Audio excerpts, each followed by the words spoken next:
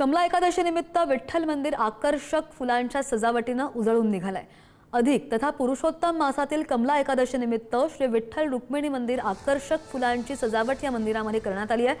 सुमारे 1 ते 1.5 टन विविध फुलं वापरून ही अशी आकर्षक सजावट केली गेली आहे। विठ्ठलाचे भक्त पुणे इथल्या राम जांभूळकर यांनी सेवाभावी तत्वावर फुलांची आणि या पानांची भव्य सजावट केलेली आहे। पुरुषोत्तम अधिक मासातील कमला एकादशी निमित्त आज पंढरपूरच्या विठ्ठल रुक्मिणी मंदिरामध्ये आकर्षक अशा फुलांची सजावट करण्यात आलेली आपल्याला पाहायला मिळते।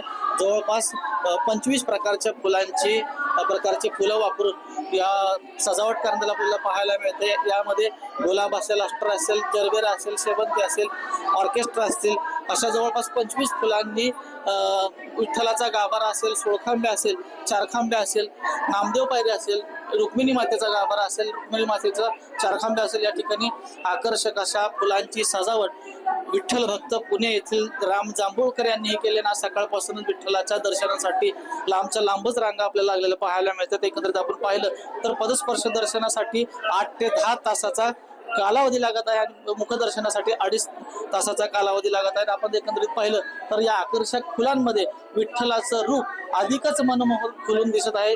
आज एकादशी निमित्त विठ्ठलाला निळ्या रंगाचे अंगरखा व पिवळ्या रंगाचं धोतर हे परिधान करण्याला आपल्याला पाहायला मिळतं। डोक्यावर मोरपीस असल्याचं आपल्याला पाहायला मिळतं आणि हेच विठ्ठलाचं रूप अधिकच खुलून दिसत आहे। आपण एकत्रित पाहिलं तर पंढरपूरमध्ये लाखोच्या संख्येने भाविक दाखल झाला आपल्याला पाहायला मिळतं। सकाळपासूनच विठ्ठलाच्या दर्शनासाठी भाविकांनी जवळपास 4 ते 5 लाख भाविकांनी गर्दी केलेली आपल्याला पाहायला मिळते। विठ्ठल मंदिरातून माऊली डांगे, पुढारी न्यूज, पंढरपूर।